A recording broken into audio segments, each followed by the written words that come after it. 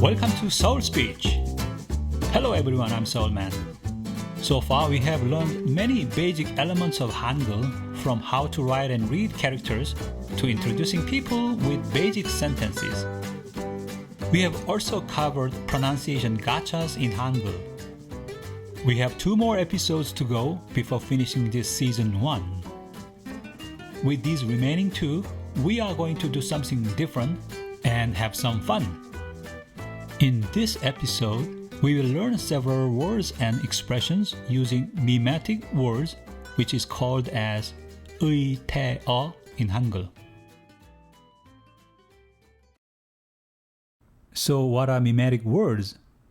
These are the words that mimic or evoke idea. It is hard to find mimetic words in English, but Hangul has a rich set of them.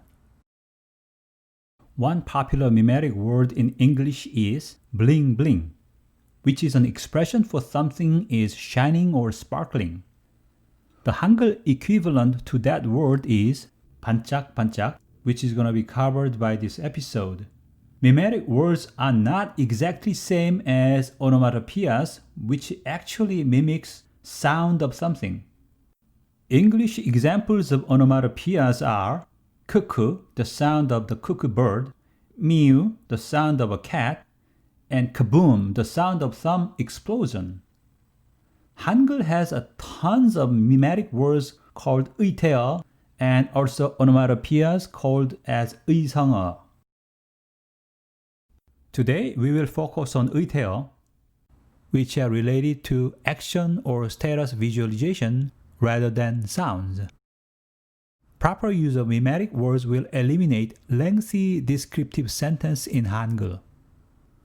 Hangul mimetic words usually come in a pattern of pair, which you will enjoy the repeated rhyme of them. Our first mimetic word is Tungsil. As you can see, this is a repetition of Tungsil. This mimetic represents a scene or visualization of something is floating up. It is used to describe a scene of moon, sun, or stars floating up in the sky, or a boat is floating on the sea or lake. Here is an example phrase. Hangul 떠 comes from the root word 뜨다, and 떠 is used as an adjective from the root word.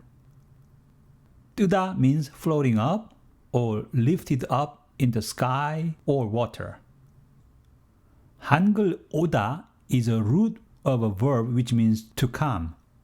When you add the tail word 면 to the root word of a verb, it means when or if doing that. So 떠오면 means when floats up or when comes to float. When you prepend 둥실둥실, this phrase visualizes the scene that something is floating up gently. Let's make this more complete with a subject noun. We already learned these 3 words. 밝은 is an adjective meaning bright. 둥근 is an adjective meaning round. 달 is a noun for moon. So 밝은 둥근 달 means bright round moon. Let's add one from 은는이가 particles to this noun part. 밝은 둥근 달이 is a subject with particle e. 둥실둥실 떠오면 describes a scene that this floats up gently. Again, 면 is acting as when or if. So entire phrase of 밝은 둥근 달이 둥실둥실 떠오면 means when bright round moon floats up gently. Now let's try our second mimetic word, 울렁울렁. This visualizes someone's heart is throbbing or pounding because of surprise, excitement, or shyness. This can be used either for a good feeling or uneasy feeling as well. Suppose you are now standing at the podium in front of hundreds of audiences your heart can be 울렁울렁. Suppose tonight is the first night you are seeing that handsome guy you chatted on online dating. Your heart may be 울렁울렁. Here is an example. 아가씨 means a young lady.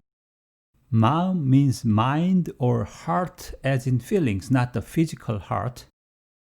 울렁거리네 is a poetic expression from the root word 울렁거리다. In this case, 울렁거리다 is a verb, while mimetic word 울렁울렁 is considered as an adjective. When you use a tail character 네, it becomes either a poetic expression or the speaker becomes less subjective, pretending as an observer. So, 아가씨 마음이 울렁거리네 can be translated into the young lady's heart seems pounding or the young lady seems to be excited. 두근두근 also conveys the feeling of heart pounding like 울렁울렁. But 두근두근 is in expectation or hoping for something good, generally more excited than nervous. For example, 5 weeks after you applied for a university, you've got a letter in your mailbox. Before you open up the envelope, your heart must be 두근두근. Another example. A girl had a crush on her new neighbor's boy moved in a week ago. Then he's playing a romantic harmonica tune one night. The girl's heart is 두근두근.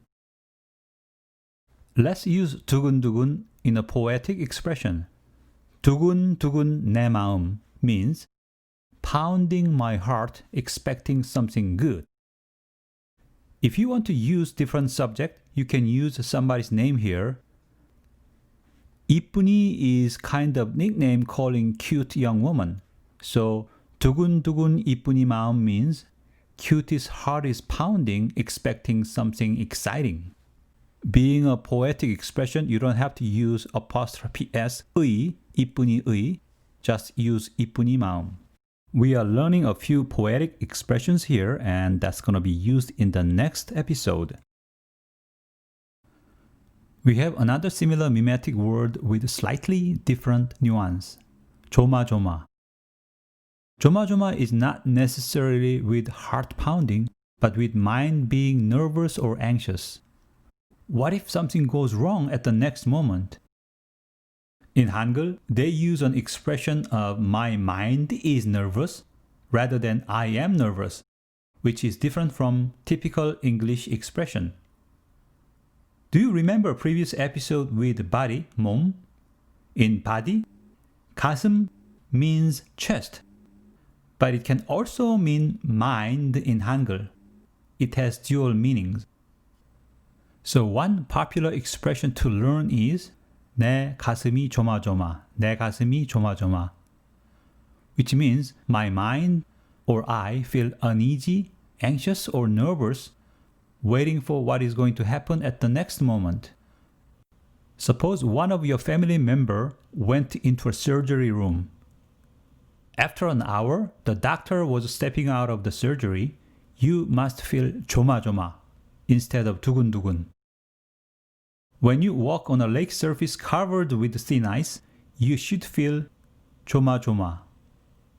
Note that this 조마조마 is only used for short-term expectations. Therefore, you don't use it if you worry about something in longer terms, such as what is going to happen next month. We have looked at 3 different mimetic words for heart-pounding emotions. In Hangul, use of correct mimetics is an excellent way to represent subtle differences of nuances with fewer words. This is one of the Hangul's strengths you will realize.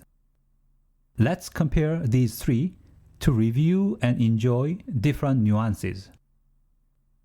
울렁울렁 is used for both positive and negative situations. 두근두근 is mostly for expecting positive upcoming. Chomajoma is for situation being anxious to avoid having negative outcome. See the differences?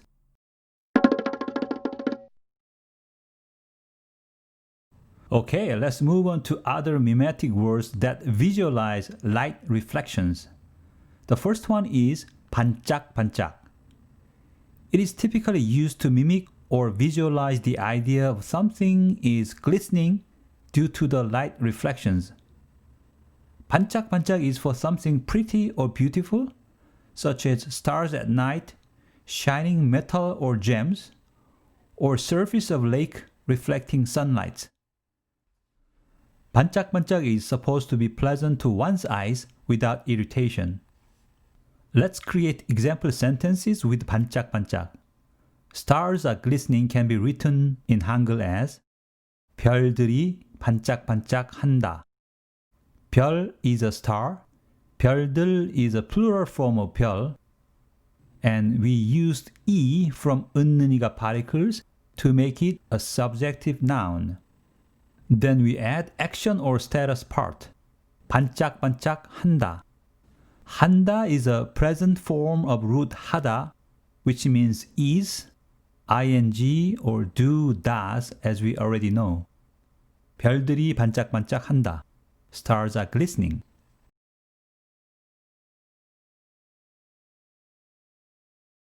We have the last mimetic word of today, Panchak Panchak. As you may sense, sound of Panchak Panchak is similar to Panchak Panchak, but it sounds a bit darker or heavier since mom we used here is a instead of a. Interestingly, the nuance of Panchak Panchak is somewhat darker, heavier, or bigger. This mimetic word is used to mimic or visualize some bigger lights flashing, thus can be irritating to one's eyes. For example, when somebody from behind of you on highway signals to you with a car high beam, this is Panchak Panchak. Or when thunder lights are flashing in the sky, you can use Panchak Panchak. Here is a complete sentence example. 번개 is thunderlight. We can use 가 from 은는이가, so 번개가 means thunderlight is or thunderlights are. Therefore, 번개가 번쩍번쩍한다 means thunder lights are flashing.